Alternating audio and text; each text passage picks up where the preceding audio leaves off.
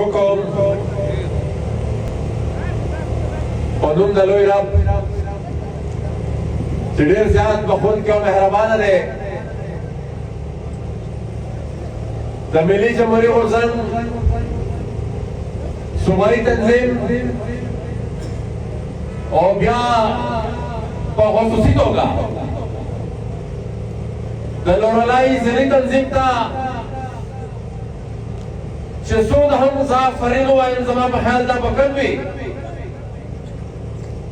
چې په داسې وخت کې یو دومره جرأت کړی دی چې هر طرف ته سیاست سقوط دی نو آفرین وایم د لورلای په ځینې تنظیم باندې او بیا دلته په دې پنډال کې چې څو د هم اولس راغلی دی د سیاسي ګوندونو مشران د پښتونخوا نېشنل عوامي پارټۍ وفد د عوامي نېشنل پارټۍ وفد دلته زموږ زوړ ملګری ملک منظور هم ولیدو ټولو ته موږ هرکلی وایو د پي ټي ایم وفد د خپل ځیني کوارډینیټر په مشرۍ کې هغې هم دلته موجود دي د هغې موږ شکریه ادا کوو زه خپلې خبرې د سعود بنګش په دې شعر باندې شروع کوم چې د نړۍ ټول جهادونه دلته کېږي د نړۍ ټول جهادونه دلته کېږي او ایمان نه راوړي کافره پښتونخوا ده ملګرو دا نن مونږ په یو داسې وخت کې سره مخامخ یو چې خالي زمونږ په سیمه کې نه خالي په پښتونخوا کې نه خالي په لر او بر افغان کې نه په ټوله دنیا کې یو ډېر لوی خطرناک ماحول جوړ شوی دی او دنیا د درېیم جنګ عظیم په کنارې باندې ولاړه ده آخري وار د دویم جنګ عظیم نه پس چې ډېره مرګ ژوبله وشوه ډېرې وینې تویې شوې په لکونو کروڑونو انسانان پکې وژل شول نو بیا د دنیا دا ریاستونه دا راغونډ شول او وخت په وخت په مختلفو ځایونو کې ناستې وکړو او یو نوی رولز بیس لیبرل ورلډ آرډر هغې دې مخې ته راوړو چې د هغې په نتیجه کې بیا اقوام متحده راغله د ډبلیو ټي او راغی آی ایم ایف راغی او نوره دغه شانتې د دنیا چې څومره نړیوالې ادارې دي ټول مخې ته راغلې او په هغې کې په بعضې شیانو باندې اتفاق وشو د انسانیت د انسان په ازادۍ باندې اتفاق وشو په بنیادي انساني حقوقو اتفاق وشو او یو نوی نظام دا اوس تر څه حده پورې چې د دنیا پکې وخت تېرولو دا مخې ته راغی خو اوس په دې موجوده وخت د دې نظام نه پس په دنیا باندې د امریکې یو اناونس حاکمیت مخې ته راغی دا لږه ډېره یاره چې ده د دې کمونیست بلاک نه محسوسوله هغې دپاره هم د پاکستان د هندوستان د ماتېدو په وخت کې دلته د پاکستان په شکل کې یو چوکۍ جوړه کړه او هغه چوکۍ بیا هغه د کمونیست بلاک د جوړېدو خلاف استعمال کړه د ماتېدو خلاف استعمال کړه اوس یې استعمالوي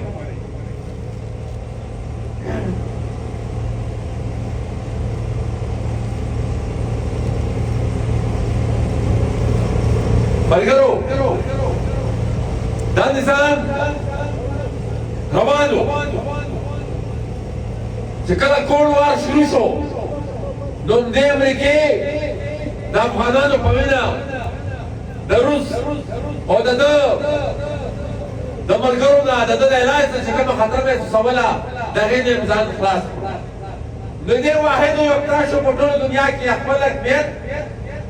په مختلفو طریقو سره په ټوله دنیا باندې منلی و خو بیا په دې تېرو 15 کالو کې چې په کومه طریقه چین پرمختګ وکړو اقتصادي طور او راچاپېره شو په دې نیمه دنیا باندې په دې سنټرل ایشیا باندې په دې نورت افریقا او په یورپ باندې په میډل ایسټ باندې نو دا د امریکې او د ده چې کوم الایز دي هغې د دې نه یو خطر محسوسه کړه او هغه خطره نن په آخري انتها باندې ولاړه ده دلته دا خطر محسوسه شوې ده چې دا دنیا په دې باندې زه خپل حکمیت اوس څومره مزید نشم ساتلی دلته زما د مقابلې نور قوتونه راوځي هغه لګیا دی خپله سوړسوق سیوا کوي خپل طاقت سیوا کوي خپل اقتصاد سیوا کوي نو د هغه اقتصاد د مخنیوي لپاره د تاسو شدت وینئ چې په دې میډل ایسټ کې څه روان دي په دې غزه کې څه وشو یا په سیریا کې څه روان دي یا په کومه طریقې سره افغانستان خپلو ګوډاګو ته حواله کړو بیا د هغې تسلسلو لاندې راغی پښتونخوا ته خو داسې په ټوله منطقه باندې خورېږي دا جنګ دا چې اوس شروع شو دا د خپل د هغه واک اختیار برقرار ساتلو دپاره امریکې شروع کړی دی او دلته خپلې مهرې په دې ټوله منطقه کې هغه استعمالوي شروعات یې د افغانستان نه وکړو افغانستان چې دلته پته ولګېده چې دلته خو د افغانستان د جمهوریت نه چین هم ګټه ترلاسه کوي روس هم ګټه ترلاسه کوي نو د افغانستان دپاره داسې منصوبه جوړه کړه چې افغانستان یې یو خودکش مایند سیټ ته حواله کړو یو داسې مایند سیټ یو داسې سوچ و فکر ته حواله کړو چې هغې تشدد پېژني هغې مرګ ژوند له پېژني هغې خودکش دماکې پېژني هغې وینه تویول پېژني هغې تاریخ نه پېژني هغې اقتصاد نه پېژني هغې تعلیم نه پېژني هغې افغانیت نه پېژني هغې خرید بربریت پېژني هغې خلکو ته افغانستان حواله کړو په دې مقصد یې حواله کړو چې دا اوس انګلیسي څه کوي خپل مقصد څه پردي روان کړی دی چې د ده نه په سنټرل ایشیا کې مسله ده د ده نه چین ته مسله ده او بیا د پاکستان او د پښتونخوا د لارې هم د چین ته رسوي افغانستان سره چې کوم باډر لګېدلی دی هلته هم دورانې شروع کړی دی او هغه د چین چې کوم ترکان دي په دې غور کې د هغې هم د چین د ریاست خلاف د استعمالولو لپاره دوی اوس خپله پالیسي شروع کړې ده او د مذهب سره سره که یو طرف ته دا مذهبي تنظیمونه دلته تاسو وکتل په خوست کې او په کابل کې مټایانې تقسیمېدې چې په سیریا کې د بشار الاسد حکومت ختم شو نو دلته طالبانو مټایي تقسیموله او هلته د سیریا باډر ته د اسرائیل مشر نیتنیاهو ورغی هغه په برید ته وویل چې دا مونږه کړي دي او دلته دې خلکو ورسره خپله اظهار همدردي کوله نو تاسو ته خپله اندازه ولګي چې دا ټول د یوې ونې ګلان دي او بیا په دې سیریا کې چې څه وشو 15,000 دا د چاینیز چې د کوم ځای کې د کوم تارونو دیسي د امریکا چړي د دې علاقې 15,000 کسان په سیریا کې وجنګېدل 15,000 کسان دلته وجنګېدل دا خلک هلته خوراله هلته خو خپل کار وکړو دا خلک به اوس بیا واپس راځي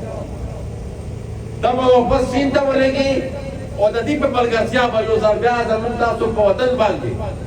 د ټریننګ سنټرو یوه نوې لړۍ شروع کېږي د دې جنګ دپاره د ریکروټمنټ دغې به یو نوې لړۍ شروع کېږي زما وینه به په دې کې بیا تویېږي زما خاور به دپاره بیا استعمالېږي او د دې مذهبي جنونیت سره که تاسو د ترکیې د مشر بیان لیدلی هغه دا خبره وکړه چې د سیریا باندې صوبې به زه ځان ته راګډوم هغه په دې ترک نشنالیزم باندې لګیا دی او دا ترکان بیا خالي په سیریا کې نو دا په سنټرل ایشیا کې هم دي دا بیا په ایران کې هم دي دا د دنیا په ټولو ملکونو کې نو دا د دې چین چې کوم خپل خلک د هغې سره د اظهار همدردۍ لپاره به دي د ترک نشنالیزم رنګ هم ورکوي او دا مذهبي ډلې خواله دي په میدان کې راپرېښي دي او په یو رنګ په بل رنګ باندې هغې خپله کیسې شروع کړي دي ملګرو دا کیسه راورسېده دا چې د افغانستان سقوط کله کېدو بلکې د دوحې معاهده کله کېده مونږ په هغه وخت کې وویل چې دا د امریکې یو نوی پلان دی د دې نوي جنګ شروع کولو لپاره او دا دوحه اګریمنټ د دغې آغاز دی بیا د افغانستان د جیلونو نه خلک راویستل بیا افغانستان طالبانو ته وسپارلو بیا چې افغانستان وسپارلو مونږ په هغه وخت کې دا خبره کړې وه چې دا کیسه اوس په افغانستان ودرېږي نه دا په لاندې پښتونخوا ته راکوزېږي بیا د مذاکراتو په نوم باندې دا طالبان راوستل په ټوله پښتونخوا کې آباد کړل نه خالي په پښتونخوا کې بلکې نه وخان کوریډور ته ورسول اوس په مزه مزه لګیا دي د پښتونخوا مختلف علاقې ورته سپاري او بیا اپریشنو ته باندې جوړوي چې اپریشن یې کوو تشدد کېږي ظاهره خبره ده اقتصاد لاره خو په دغه سره ختم شي کوم چې د امریکې مقصد دی چې دا د بیلټ اینډ روډ دا څومره لاره ده په دې کې دا بدامني وي نو اقتصاد به څه کوي نو دا پلانینګ شروع شو مزاحمت د پښتونخوا وطن په هر کوټ کې وشو د دې په حملې خلاف کم ځای کې احتجاج وشو کم ځای کې جلسه او جلوس وشوه په هغې باندې خو دې ته پته ولګېده چې اوس خلک در پرېږدي یو دونه په اسانه نو اوس یې داسې حالات شروع کړي دي چې حالات خراب کړي په یو کلي کې یو پلانټ شیلینګ شروع کړي هغه کلي خلک په خپله مجبور شي چې دغه ځای نه کډه وکړي او داسې عجیبه خبره ده په 5 دسمبر د پښتونخوا اسمبلې قرارداد پاس شو چې په پښتونخوا کې به هېڅ قسمه یو اپریشن هم نه کېږي بیا په 19 دسمبر هماغې اسمبلې یو منتخب شوی وزیر اعلی هغه بیا په ایپکس کمیټې کې کښېني جنرالان ورسره ناست دي د هغې په موجودګۍ کې بیا اعلان وکړي چې موږ به اپریشن کوو نو هغه ایپکس کمیټې چې د هغې قانون او د آئین لاندې هېڅ حیثیت نشته صرف یو انتظامي کمیټې ده هغه غوره شوه که هغه آئیني اداره چې د چا په رایه باندې دا حکومت جوړ شوی اوس ګلبدین په دې باندې تفصیلا خبره وکړه چې په مکین کې په جاني خیلو کې په شوال کې او بیا په کورما کې څه وکړل ګوره دلته فالټ لاینز زموږ ریاست غواړي چې په کوم ځای کې کوم یو فالټ لاین دی د هغې فالټ لاین د وجې لوکل حالات خراب کړي که چېرته دلته په جنوبي پښتونخوا کې هم موږ ته ملګرو وي قبایلي تنازع پیدا کوي دا تنازع به بیا په جنګونو باندې ختمېږي بیا هم بدامني ده هلته په کورما کې د شیعو سني کیسه وه بله طریقه دې ته مېلاودله نه د شیعګانو سنیانو جنګ یې شروع کړو اوس 2 میاشتې وشوې چې د کورمې د پاړسینا روډ بند دی دغه شان دی په یو رنګ په بل رنګ چې چېرته ورته کومه موقع مېلاوېږي د ترهګرۍ لپاره دوی ټول خپل وسایل استعمالوي خو ملګرو مونږ بار بار دا خبره کړې ده چې زمونږ د بقا بله لار نشته زمونږ د بقا واحده لاره د تشدد دی زمونږ د بقا واحده لار دغه ده چې د جنګونو نه مونږ کرکه وکړو زمونږ د بقا واحده لار دغه ده چې مونږ هغه خاشاک چې د جنګ لپاره کوم دته پکار دی او را مکیرل چې د جنګ لپاره د پاکستان د ریاست او امریکې او د ټولو استعماري قوتونو ته پکار دی باید هغه خشاک دره ورته کړو زمونږ د خلک دې د خشاک په شان د استعماري د خپل مقصد لپاره زمونږ وینه تویېږي د خپل مقصد لپاره باید موږ خپل ځان ورته حواله نه کړو باید د خپل قوم کې دومره سیاسي تبلیغ وکړو چې موږ د خپله خاوره د خپل ځوان کل د خپل بچیان د دې نوي ژوند د استعمال نه وساتو ملګرو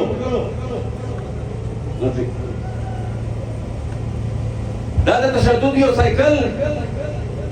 چې د تېرو 15 کالو نه په دې سیمه کې روان دی پیل یې په افغانستان باندې مجاهدین مسلط کړل د امریکې مسلط کړل د امریکې په ډالرو مسلط شول بیا هغه مجاهدین دغه خلاف طالب را پاسولو بیا هغې د پاسه طالبان مسلط کړل بیا هغې د پاسه هغې بیا وویل چې نه جمهوریت پکار دی بیا جمهوریت راغی اوس یې هغه جمهوریت بیا په طالبانو وران کو او دا هم ممکنات دي که چېرې هر کله دې ته دا خبره محسوسه شوه چې د دې طالب نه زما اجنډه نه پوره کېږي نو دا کېدای شي همدا طالبان کېدای شي زما بیا پیدایش باندې ریپلیس کړي تاسو به لیدلي لکه څنګه چې پخوا د مجاهدینو لټرچر په پېښور کې چاپ کېدو بیا د طالبانو لټرچر په پېښور کې چاپ کېدو دغه شان چې اوس د داعش لټرچر چاپ کېدل شروع شوي دي او هغې باقاعده فتوې لګوي دا 15 کاله چې په دلارو پر افغان وطن کې کم یو جنګ وشو اچا به چې مرګ کولو هغه به وایي چې زه شهید یم څوک به چې وژلو هغه به هم شهید و دا اوس بله ورځ په افغانستان کې د افغانستان دا دي چې یو ځان ته حکومت وایي د هغې یو وفاقي وزیر یې په خودکش حمله کې ووژل اوس هغه هم ځان ته وایي چې مونږ مشر شهید دی واکم تنظیم چې پې حمله وکړه هغه هم وایي چې زمونږ ځوانمرګ یو زمونږ پکې شهید شو هلته هغې ته طالبان خوارج وایي او دلته زمونږ دا ټي ټي پي چې کومه ده یا د نور چې کوم ګروپونه دلته دي دې ته د پاکستان حکومت خوارج وایي او دا ټي ټي پي لکه دا چاته دوکه ورکوي لګي دا د افغانستان امارت دا اوس هم دا ګوره امریکې پاکستان ته ټکه ورکړه دلته دې ساتلی و 20 کاله دنیا ته دا ویلي شو موږ وایو چې افغانستان نه دې موږ وشړل و تاسو به دلته تحفظ ورکوئ دلته به زما د بلوچستان نه پاڅېدل په افغانستان کې به دوی بل خلاف جنګ کوله دا د پاکستان د جلسو دلته ساتلي وو دوی به پیسې ورکولې دوی به کورونه ورته نیول دوی به وسله ورکوله بیا د دې د انتظام لاندې دلته دا لوکر چې کوم ګروپونه دي ټي ټي پي او دا نور ګروپونه دغه جوړ شول اوس د هغې هلته حکومت دی د هغې انتظام لاندې ټي ټي پي دلته خپل عملیات کوي نو ته چې دلته خوارج وایې تاسې کوم ساتلي دي هلته د کابل پر تخت کښېنول هغه څوک دا هم د هغې شاګردان دي دا د هغې شاګردان دي دلته یې رالېږلي دي بلکې تاسو جوړ کړي دي دا خبره ټوله بیا هم دغه ده چې کیسه دې ته جوړه ده چې تشدد به په دې خاوره باندې په یو صورت په هر صورت کې ګوره د کنټرول ته تاسو وګورئ د افغانستان په دې موجوده خلک د ټوپک په زور چې راغلل د کابل تخت یې د امریکې په ملګرتیا ونیو دا د دې په دې باندې د پاکستان د ریاست د کنټرول ته تاسو وګورئ دلته ګیلمن شهید شو په ټوله دنیا کې جنازې وشوې که نه یې پرېښوده یو یې په افغانستان کې ده پرېښوده دلته دا پرون چې بریدو شو د پاکستان د جاسوسو چې کوم بمبار و تاسو ولیدل چې د هغې سره دې عمل راغی دا خلک چې په هغه بمبارو کې ووژل یا پاکستانه که ته دهشتګردي که ته وایې چې زه یې ختموم موږ خو وایو دا ستا کاروبار دی خو که ته وایې چې زه یې ختموم نو دا اړې خو په پنډۍ ته ډکه ده پنجاب ته ډک دی لاهور ته ډک دی ستا ټول په ټوله پښتونخوا کې د ځای په ځای کېنولي دي نو ځای خو تا ته معلوم دی افغانستان ته ورپسې سره دی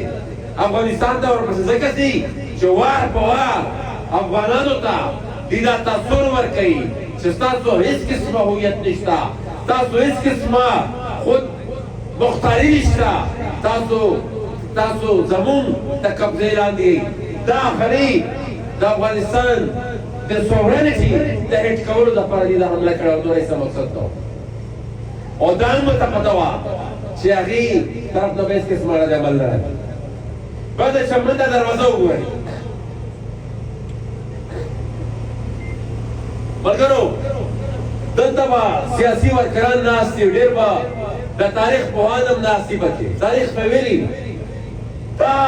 دروازې چې کومې دي دا درې چې کومې دا زمونږ د لورو بر افغان وطن د تګ لارې چې کومې دي دا په تاریخ کې شته دي تړلي دا د ډیورنډ د معاهدې نه مخکې هم نه دي بندې کړې چې هغې نه پس هم چا نه دي بندې کړې دا هغه انګریز هم نه دي بندې کړې چا چې ته په توره یو څوکیدار په دې خاوره کب باندې خپل تګ نه پس کېنولو دا هم نه دي بندې کړې خو ملګرو چې بندې شوې دلته خو ولس دومره همت وکړو چې زما په خیال دا به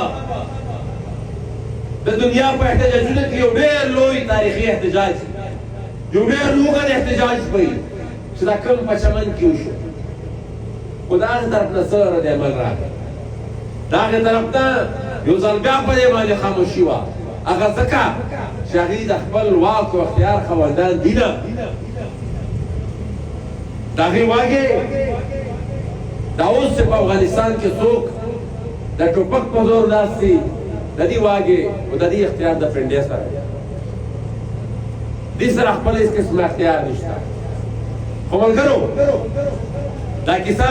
د بدمنۍ مونږ کوله دا راوغوړې راوغورځېده ټوله پښتونخوا اوس جنوبي پښتونخوا ته راورسېده دلته ماته ملګرو وي چې په دې پټانکوټ او په سماولنګ او دلته په هرنۍ او په شارګه کې دا کم کم کیسې وشوې په کم کم ځای کې هم شمالنیات دي هلته به دې ځي حالات به خرابوي او د حالاتو خرابولو د پس به بیا دی ځان ته پاده جوړوي او ووایي چې بھائی دلته حالات خراب دي موږ دلته راغلو او بیا مقصد به د دې دا وي چې دلته په د وسایلو باندې قبضه خو دې ته لږ بیداري پکار ده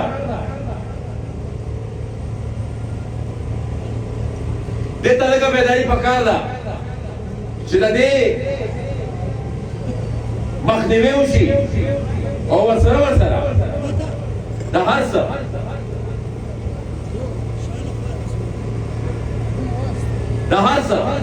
دا موجوده حالات د هر څه نه زیات که یو شی غواړي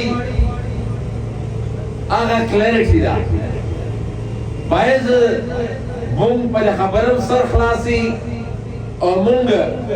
بیانیه هم ډېره کلیري په هغې کې مبهم دی چې زه په طور یو سیاسي لیډر یو سیاسي مشر زه په خپله کنفیوز یم نو زه به د عام ولس سره رهنمایي وکړم مونږ د خدای په فضل سره دا خبره خپلوۍ سره کولی شو چې په طور یو بند په طور یو غزن زمونږ بیانیه د ناوله ورځ نه کلیر ده او انشاءالله راتلونکي وخت لپاره به بیا کلیري مونږ د حالاتو سره خپله بیانیه نه ده بدله کړې مونږ د حالاتو سره خپله بیانیه نه ده بدله کړې مونږ دې د وجې نه خپله بیانیه نه بدله کړې چې په افغانستان کې د طالب حکومت راغی دا دې د افغانانو په رایه باندې نه دی راغلی دلته د دې افغانانو بچیانو باندې د تعلیم دروازې باندې کړي دي په عام ولس سیاست بند کړی دی کاروبار یا د ژوند د بنیادي انساني حقوق هغه په بند کړی دي بیا دې دشمن دی زموږ په دې بچیانو تعلیم ولې بند کړی دی ځکه یې بند کړی دی چې دې کوشش دا دی کېدای شي په ډایرکټ سټیپ کې راتلونکي وختونو کې دې په سړو باندې بند دا سکولونه کالجونه میډیکل کالجونه یونیورسټۍ دا چې شل کاله په جمهوریت کې کومې جوړې وې کېدای شي هر څه بند کېدای شي دا تمهید ورته وتړي چې دا غیر اسلامي تنظیم فتوا خو څه کمې نشته هر کله هر وخت کیسې راتلی شي نو دا څوک نشي تصمیم کولی دا د جنکو تعلیم په حواله هغه یو شاعر په دې الفاظ د خپلو احساساتو اظهار کړی چې د مکتب ټولې دروازې په زولنو تړلې او ځان ته په دې باندې ثواب ګټي لګیا دي سړي لیکن دې ثواب او دې شته پاتې شو چې دې به اوس د مکتبونو دروازې بندې کړي دا بنیادي طور د افغان شناخت ورکولو یو پروجیکټ دی د افغان تاریخ ورکولو یو پروجیکټ دی زمونږ د حافظې نه به تاسو ولیدل په دې موجوده دا کوم په دې موجوده جغرافیه کې چې کوم پاتې کېږو دا اوس یو د پاکستان وایي په دې کې چې کوم پخوا د افغانستان د مایګریشن شوی دا خلک اوس همدا به راته څه وایي په سند کې هم آباد دي په بلوچستان کې هم ځای په ځای آباد دي په پنجاب کې هم آباد دي ځای په ځای آباد دي خو چې تاریخ ته نه هېر شو ژبه نه هېره شوه نو بیا ته کام نشې پاتې کېدلی نو چې بیا ته خپل کام نشې پاتې کېدلی تا د خپل مستقبل خاوند د دې اختیار مې تا سره نشته نو د دې هر څه دپاره ملګرو د یو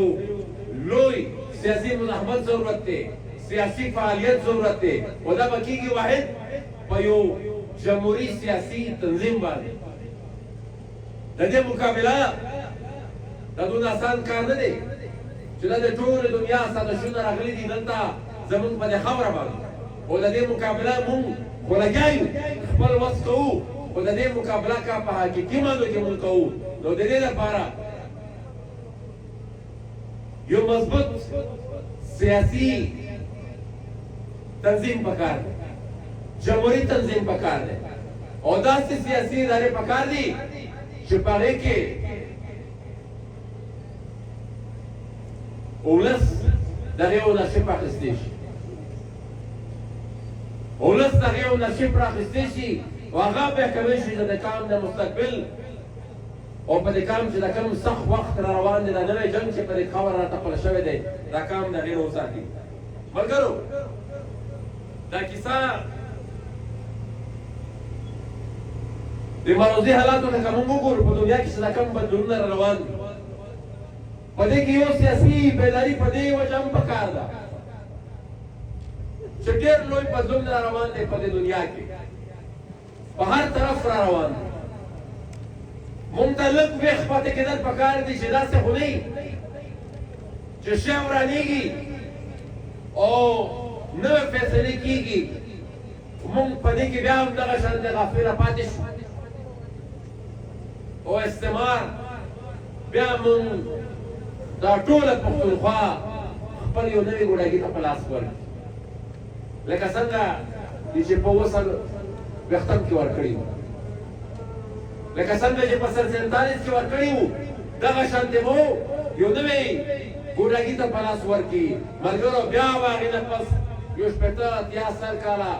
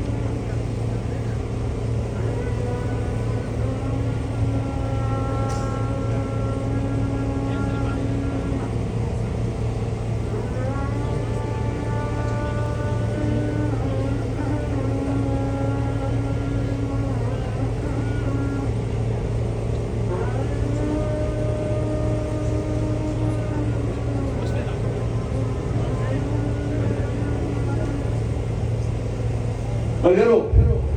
زه په خیال کې خالي دا خبره کوم چې ډېر زیات یو نازک دور دی په دې ټوله دنیا کې دا خصوصا په پښتونخوا وطن نو د راتلونکي وخت لپاره د خپل کام لپاره د یو بهترینې فیصلې لپاره چې دا کام اوس بېداره پاتې شي چې داسې نه وي چې دلته په ټوله دنیا کې او په دې سیمه کې بدلونونه راځي او موږ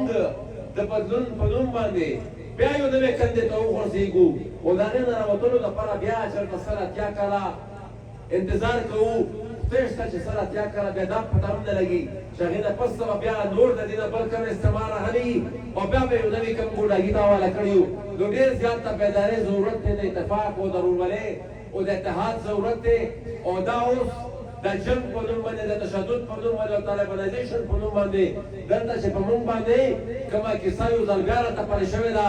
دې ته به لږ بیدار اوسو د دې مخالفت به کوو د دې مخنیوی به کوو یو خبره زه ډېره کلیر کوم چې دا د طالب مسله یا د دهشتګردۍ مسله یا د بدامنۍ مسله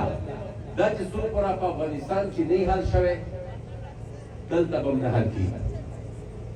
چې څو پوره په افغانستان کې د دې ټوپکمارانو حکومتي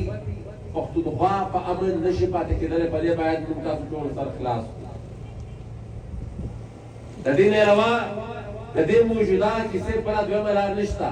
چې هلته دا خلک د کابل په تخت باندې ناست دي نو دلته به هم د هغې بصرې خامخا سر یې راورسوي خو دا به همدغه شانتې روان وي نن دې د سبا د ده په شکل یو بل ټوپکمار راغی د داعش په شکل کې او پښتونخوا ورسره خامخا سوځي داسې نه شي کېدی نو دا هغه خلک چې تمهیدونه تړي ورته او جوازونه ورته ګوري د دې خلکو په افغانستان کې د حاکمیت لپاره باید دا خبره باندې موږ عام ولس په دې باندې ځان پوه کړو چې باید موږ ګمراه نه شو په دې خبره باندې چې تر څو دا خلک هلته په تخت ناست دي د کابل په ټول لر بر افغان وطن کې امن نشي راتلی موږ به خپل سیاسي بیداري او خپل سیاسي فعالیت ژوندی ساتو همدغه زموږ تاسو د بقا واحده لار ده زه په خیره کې تاسو ټولو یو ځل بیا ډېره زیاته شکریه ادا کوم او دلته یو قرارداد پیش شو دا ملګرو د شیډول 4 او د علي وزیر په حواله او د ملګري چې کوم ګوره په دې خبره ځان پوه کړئ او یا دلته چې دا کوم کاروندې شروع شوي دي د دې ډرګس چې دا کوم کیسه شروع شوې ده په دې یو خبره ځان پوه کړئ دا سټیټ اوس سټیټ نه دی پاتې شوی په دې کې د ریاست هرې ادارې سر خوړلی دی دا ریاست د سقوط په آخري رکعت ولاړ دا ځکه زه وایم چې باید د مستقبل لپاره لږ شه بیداره وساتو دا سټیټ اوس په دې سټیټ نه دی پاتې چې زړه یې وغواړي نو په یو ورځ کې شلی فایرونه درس بیا ججان هم ړانده کړ او بیا اوس د شپږویشتم عیدي ترمیم نه پس خو یې په هغه ججانو باندې یو داسې چک وساتلو چې هغه د دې د طبیعت مطابق څوک کار کوي یا په جج پاتې کېږي که د دې د طبیعت مطابق څوک کار نه کوي هغه به د هایکورټ جج نه پاتې کېږي خبره بیخي اوس وچ کړ زور ته تللې ده او دې نه په احتجاج خفه کېږي نه په جلسه خفه کېږي نه په جلوس خفه کېږي خو دا د ده د اختتام نښې د ده د بربریت د اختتام آخري نښې دي موږ تاسو به بیدار اوسو انشاءالله فتحه به زموږ وي زه په دې آخري شعر د ایاز صاحب تاسو نه اجازت اخلم د دې روانې تورې شپې دپاره ویر دې پکار د روانې تورې شپې دپاره ویر دې پکار او دا د مخام ډیوې د اوښکو څراغونه غواړي ډېره مهرباني الله مو خوشحاله